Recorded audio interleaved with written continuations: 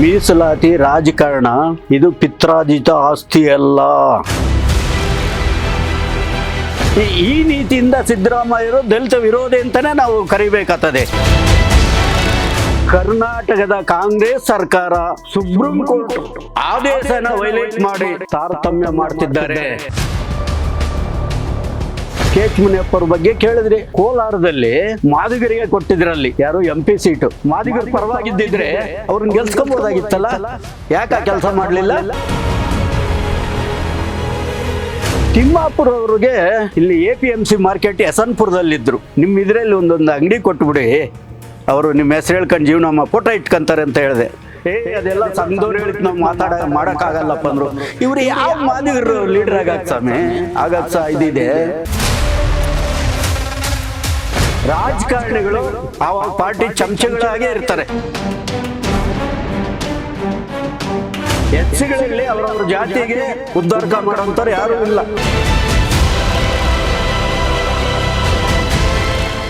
ನಮಸ್ತೆ, ಕಾರ್ಯಕ್ರಮಕ್ಕೆ ಸ್ವಾಗತ. ನಮಸ್ಕಾರ ಆತ್ಮೀಯರೇ, ನನ್ನ ಹೆಸರು ವೆಂಕಟಸ್ವಾಮಿ ಗಂಗನಬೀಡು ಅಂತ, ಹಿರಿಯ ದಲಿತ ಹೋರಾಟಗಾರ. ಆತ್ಮೀಯರೇ, ಇವತ್ತು ನಾನು ಯಾವ ವಿಚಾರವಾಗಿ ತಮ್ಮ ಮುಂದೆ ಹೇಳಕ್ಕೆ ಇಷ್ಟಪಡ್ತೀನಿ ಅಂದರೆ, ನಮ್ಮ ಪಕ್ಕದ ರಾಜ್ಯದಲ್ಲಿ ಒಳ ಮೀಸಲಾತಿದ್ದು ಹೋರಾಟ ನಡೀತಿತ್ತು. ಆಗ ಮಂದಕೃಷ್ಣ ಮಾದಿಗೆ ಅವರು ಇಲ್ಲಿ ಕೆಲವು ಮಾದಿಗೆ ದಂಡೋರು ಅಂತ ಸಂಘಟನೆ ಕಟ್ಕೊಂಡು ಸುಮಾರು ಒಂದು 500, 1000, 2000 ಜನಗಳನ್ನ ಇಟ್ಕೊಂಡು ಹೋರಾಟ ಮಾಡ್ತಾಯಿದ್ರು. ಆದರೆ ದಲಿತ ಸಂಘರ್ಷ ಸಮಿತಿಗೂ ವರ್ಗೀಕರಣಕ್ಕೂ ಯಾವುದೂ ಕೂಡ ಸಂಬಂಧ ಇರಲಿಲ್ಲ. ಶ್ರೀಧರನ್ ಅಂತ ಇಲ್ಲಿ ವಕೀಲರಿದ್ದರು, ಅವರು ಕೇರಳದವರು, ಅವರು ಮಾದಿಗರು ಅಲ್ಲ, ಒಲೆಯರು ಅಲ್ಲ.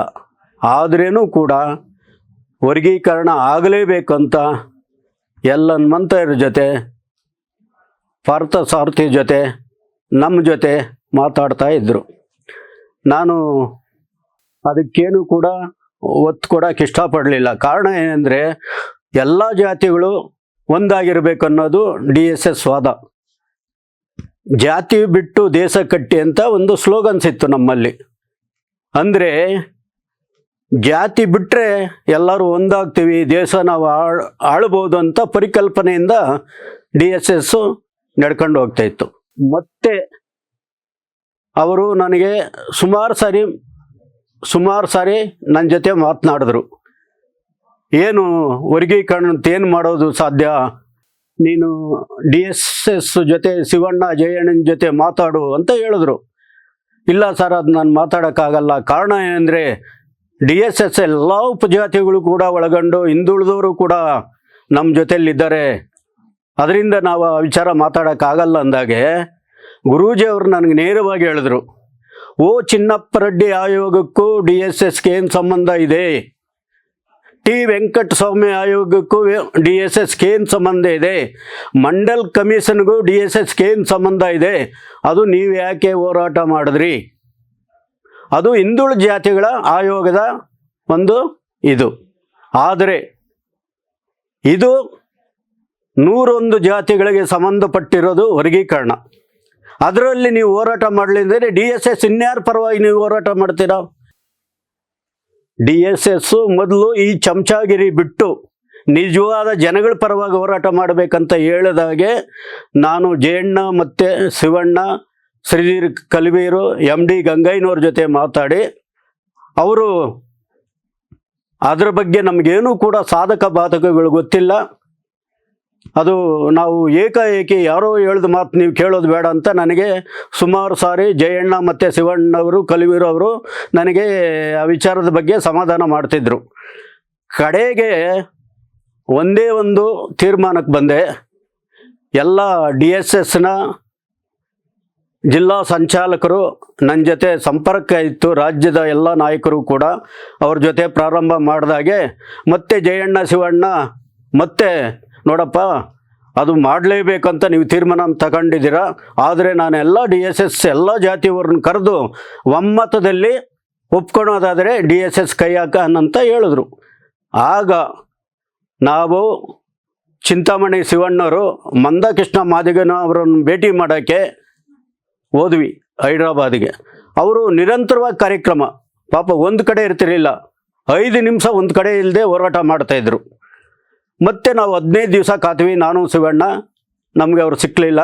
ಕಡೆಗೆ ಇಲ್ಲಿ ಪಾರ್ಥ ಸಾರಥಿ ಅಂತ ಕಳಿಸ್ಕೊಟ್ಟಿದ್ದ, ಪಾಪ ಅವನು ಈಗಿಲ್ಲ. ಹೆಚ್ಚು ವರ್ಗೀಕರಣದ ಪರವಾಗಿ ಹೋರಾಟ ಮಾಡಿದಂಥ ವ್ಯಕ್ತಿ ಆತ. ನಾನು ಮತ್ತೆ ಫೋನ್ ಮಾಡಿದೆ ಅವನಿಗೆ.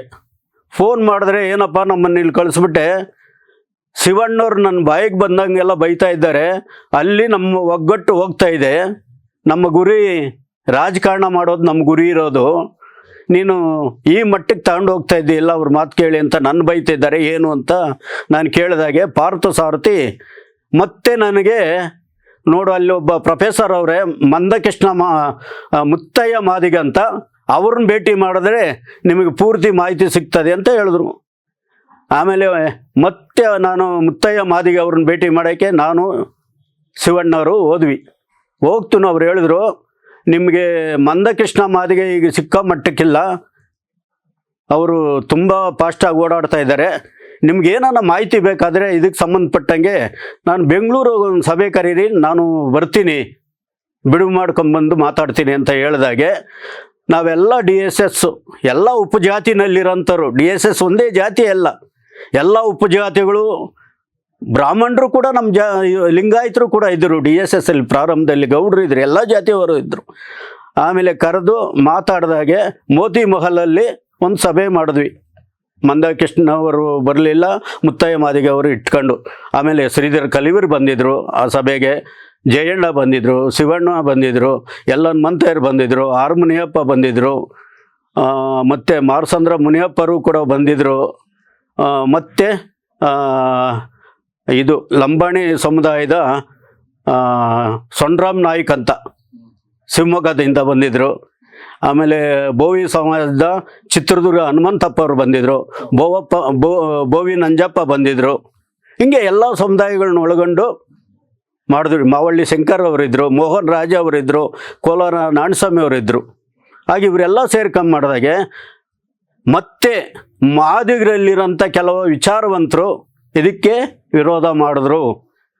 ನಾವೆಲ್ಲ ಕೂಡ ಜೊತೆಯಲ್ಲಿದ್ದೀವಿ, ನೀವು ಅದನ್ನು ವಿಂಗಡಣೆ ಮಾಡೋದು ಬೇಡ, ನಮ್ಮ ರಾಜಕೀಯಕ್ಕೆ ಯಾವತ್ತನ ಹೊಡ್ತಾ ಇದೆ ಅಂತ ಎಚ್ ಗೋವಿಂದಯ್ಯ ಮೈಸೂರು ಅವರು ಮಾದಿಗರು, ಪ್ರೊಫೆಸರ್ ರುದ್ರಸ್ವಾಮಿ ಅವರು ಮಾದಿಗರು, ಎನ್ ವೆಂಕಟೇಶ್ ಮಾದಿಗರು, ಎನ್ ಮುನ್ಸ್ವಾಮಿ ಮಾದಿಗರು, KB ಸಿದ್ದಯ್ಯ ಮಾದಿಗರು, ಈಗ NGOನಲ್ಲಿ ಕೆಲಸ ಮಾಡ್ತಿದ್ರು ಬಸವರಾಜ್ ಕೌತಾಳ್ ಅಂತ ಅವರು ಮಾದಿಗರು.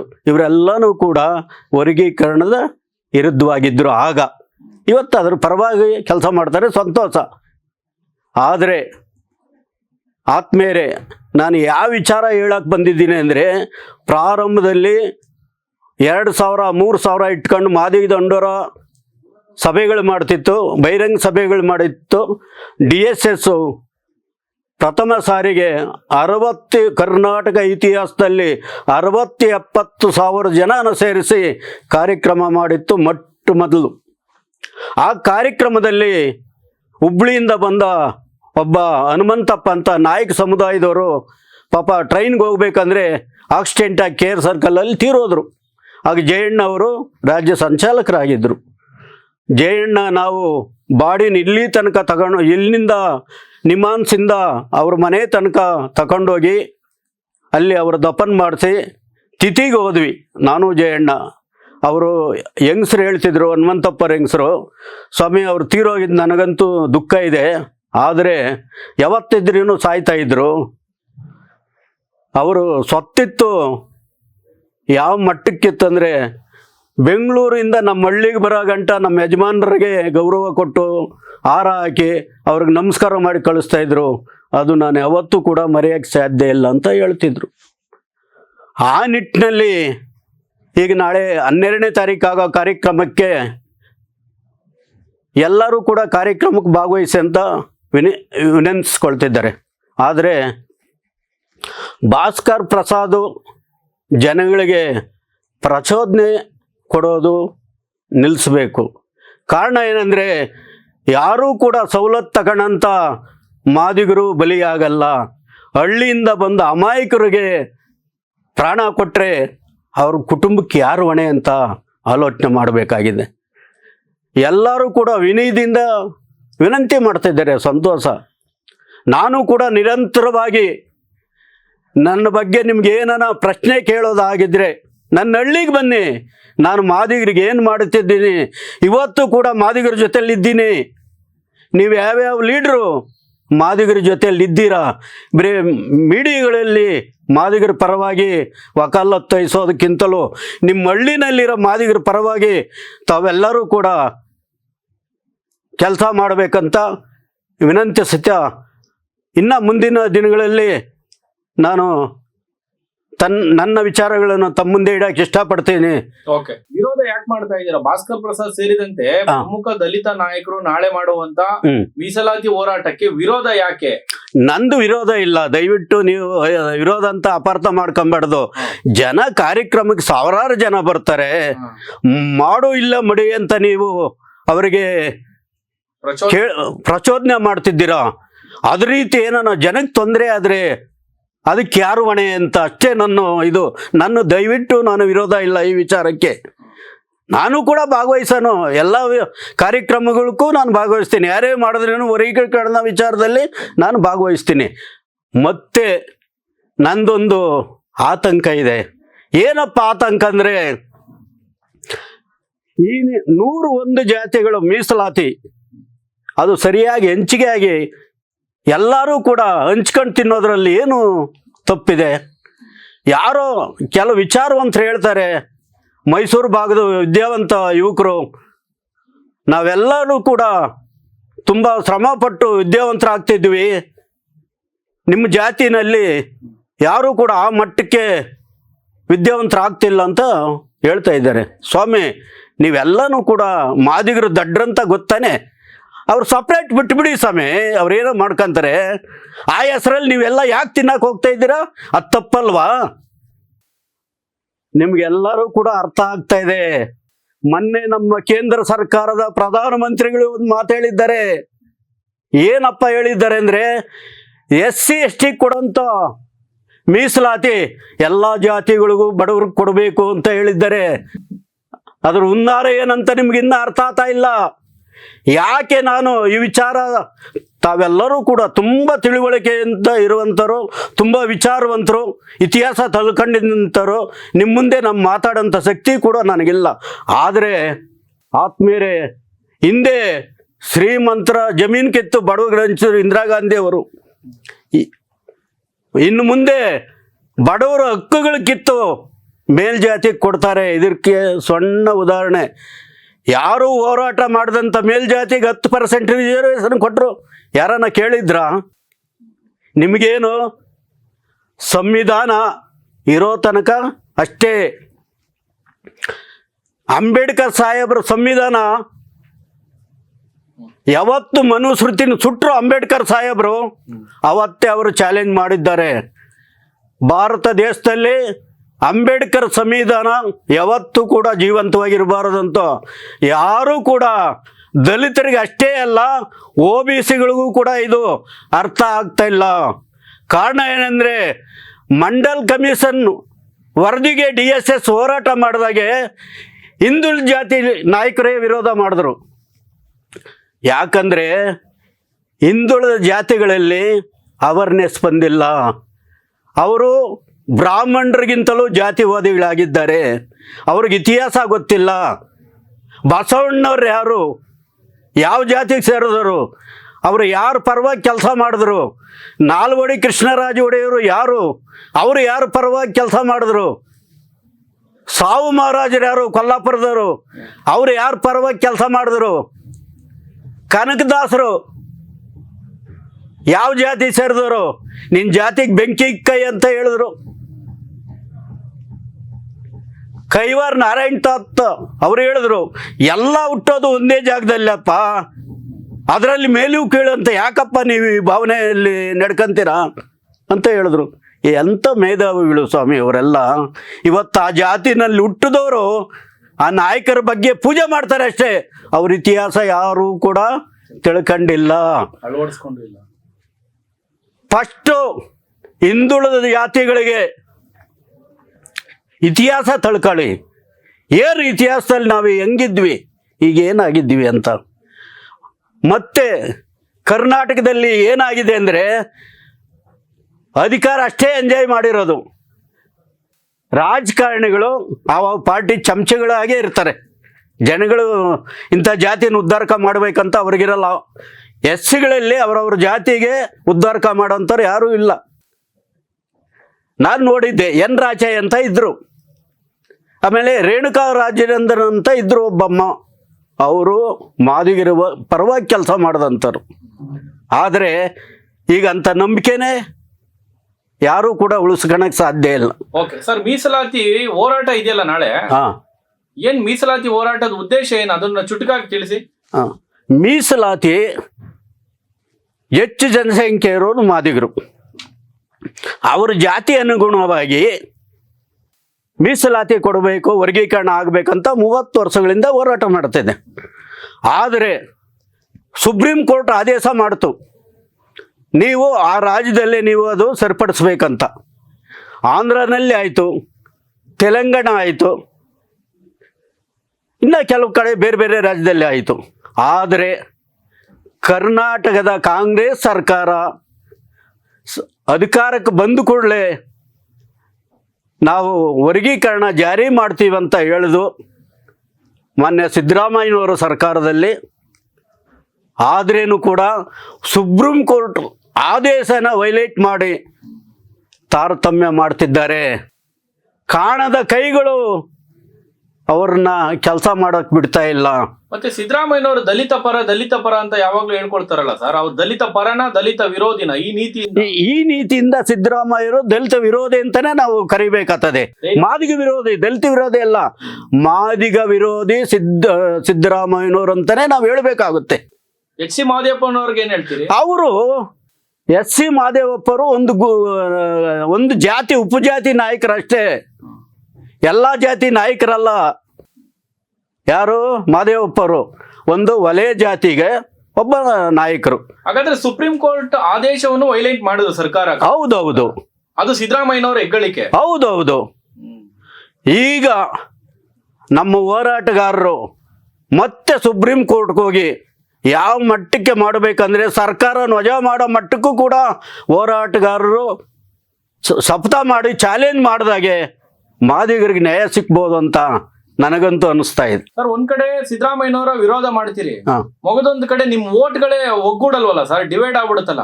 ಈಗ ಓಟುಗಳು ಡಿವೈಡ್ ಆಗ್ಬೇಕಂತೇನೆ ಮಾಡ್ತಾರೆ ಪತ್ತೂರಿ. ಈಗ ನಾವು ನನ್ನ ಪ್ರಶ್ನೆ, ಎಲ್ಲ ದಲಿತ ಮತಗಳು ಒಗ್ಗೂಡಿದ್ರೆ ಏನಾಗ್ಬೋದು ಅಂತ. ಈಗ ಎಲ್ಲ ಮತಗಳು ಒಂದಾದ್ರೆ ದಲಿತರು ಹೇಳಿದವರೇ ಚೀಫ್ ಮಿನಿಸ್ಟರ್ ಆಗ್ತಾರೆ, ಆದರೆ ಒಗ್ಗೂಡಲ್ಲ. ಕಾರಣ ಎಂದರೆ ಇದೇ ನಮ್ಮ ಸ್ವಾರ್ಥಕ್ಕಾಗಿ. ನೋಡಿ ಸ್ವಾಮಿ, ಕರ್ನಾಟಕದಲ್ಲಿ ದಲಿತರಿಗೆ ಮುಖ್ಯಮಂತ್ರಿ ರುಚಿ ಗೊತ್ತಿಲ್ಲ. ಕಾರಣ ಏನಂದ್ರೆ ಇಲ್ಲಿ ಗೌಡರು ಲಿಂಗಾಯತರು ರುಚಿ ನೋಡಿದ್ದಾರೆ. ಮುಖ್ಯಮಂತ್ರಿ ಒಬ್ಬ ಮುಖ್ಯಮಂತ್ರಿ ಆದರೆ ಅವ್ರ ಜಾತಿನ ಎಷ್ಟು ಕೆಲಸ ಮಾಡ್ಬೋದು, ಅಭಿವೃದ್ಧಿ ಮಾಡ್ಬೋದು ಅಂತ. ಹಿಂದುಳಿದ ಜಾತಿನಲ್ಲಿನೂ ಅಷ್ಟೇ. ಈರಪ್ಪ ಮೈಲಿ ಮುಖ್ಯಮಂತ್ರಿ ಆದರು, ಬಂಗಾರಪ್ಪ ಮುಖ್ಯಮಂತ್ರಿ ಆದರು, ಸಿದ್ದರಾಮಯ್ಯವರು ಮುಖ್ಯಮಂತ್ರಿ ಆಯಿದ್ರು. ಹಿಂದುಳಿದ ಜಾತಿಗಳಿಗೆ ಅದರದ್ದು ರುಚಿ ಗೊತ್ತಿದೆ. ದಲಿತರಿಗೆ ಇವರೇನಿದ್ರೇನು ಏನೋ ಸಣ್ಣ ಪಣ್ಣ ಆಸೆ ಪಡುವಂಥದ್ದು ಬಿಟ್ಟರೆ ಮುಖ್ಯಮಂತ್ರಿ ಆಸೆ ಇವ್ರಿಗಿಲ್ಲ. ಅವರು ಕೂಡ ಮಾಡಕ್ಕೆ ಬಿಡಲ್ಲ ಇವ್ರನ್ನ. ಇವರೆಲ್ಲ ಜಾತಿ ಒಳ್ಕೊಂಡು ದಲಿತರನ್ನ 1.25 ಕೋಟಿ ಇದ್ದೀವಿ ಅಂತ ನಾವು ಹೇಳ್ತೀವಿ ಸ್ವಾಮಿ. ನೀವು 1.25 ಕೋಟಿ ಜನ ಓಟ್ ಹಾಕೋದು ಬೇಡ, ಅರ್ಧ ಓಟ್ ಹಾಕಿದ್ರೇನು ಕೂಡ ನೀವು ಹೇಳಿದವ್ರಿಗೆ ಚೀಫ್ ಮಿನಿಸ್ಟರ್ ಆಗ್ತಾರೆ. ಅದು ಮಾಡಬೇಕಾದಂಥ ಕೆಲಸ. ಅದು ಪ್ರೊಫೆಸರ್ ಬಿ ಕೃಷ್ಣಪ್ಪನವರು ಕಾನ್ಸಿರಾಮ್ ಸಾಹೇಬರ ಹಿಡಿತದಿಂದ ಅದು ಮಾಡೋಕ್ಕೆ ಸಾಧ್ಯ ಇತ್ತು. ದುರಂತ ಬಿ ಕೃಷ್ಣಪ್ಪನವ್ರು ತೀರೋದ ನಂತರ ಅಂಥ ಯಾವುದೂ ಕೂಡ ಸನ್ನಿವೇಶ ಸೃಷ್ಟಿ ಆಗುವುದು ನನಗಂತೂ ಕನಸೇ ಆಗಿದೆ. ಸರ್, ಆರ್ ಬಿ ತಿಮ್ಮಪ್ಪ ಅವ್ರು ಆಗಿರ್ಬೋದು ಅಥವಾ ಕೆ ಎಚ್ ಮುನಿಯಪ್ಪ ಅವ್ರು ಆಗಿರ್ಬೋದು, ನಿಮ್ಮ ಸಮುದಾಯದ ನಾಯಕರುಗಳು, ಸಮುದಾಯಕ್ಕೆ ಅವ್ರ ಕೊಡುಗೆ ಏನು ಸರ್? ಈಗ ಯಾಕಂದ್ರೆ ಸಿದ್ದರಾಮಯ್ಯನವ್ರ ಬಗ್ಗೆ ಹೇಳಿದ್ರಿ, ಅವರು ಮಾದಿಗರ ವಿರೋಧಿ ಅಂತ ಹೇಳಿದ್ರಿ, ದಲಿತರ ವಿರೋಧಿ, ಮಾದಿಗರ ವಿರೋಧಿ ಅಂತ ಹೇಳಿ. ನಿಮ್ಮ ಸಮುದಾಯದ ನಾಯಕರ ಕೊಡುಗೆ ಏನು ಅಂತ ಹೇಳ್ಬೋದಾ? ಈಗ ಆಂಜನೇಯರು ಹಿಂದೆ ಇದ್ರು.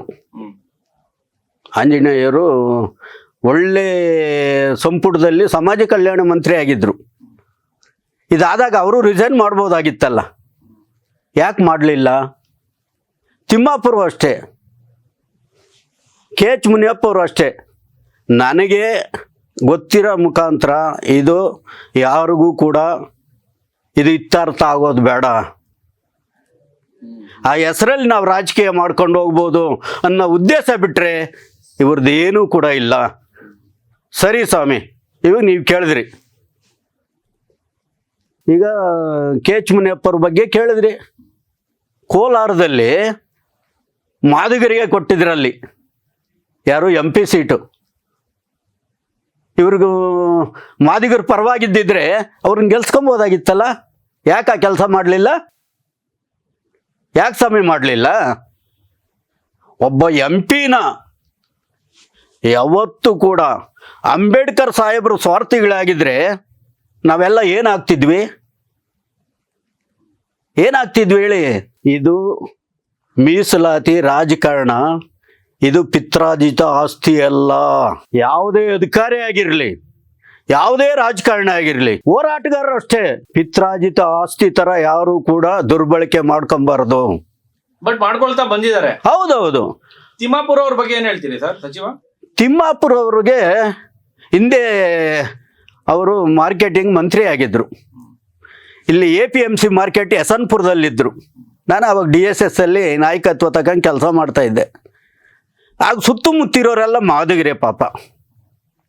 ನೋಡಿ ಸರ್, ನೀವೆಂತೂ ಈ ಸಮುದಾಯದ ಒಬ್ಬ ಮಂತ್ರಿಗಳು ಮಾರ್ಕೆಟಿಂಗ್ ಅವರೆಲ್ಲ ಈಗ ಅಲ್ಲಿ ಕೂಲಿ ಮಾಡ್ತಿದ್ದಾರೆ.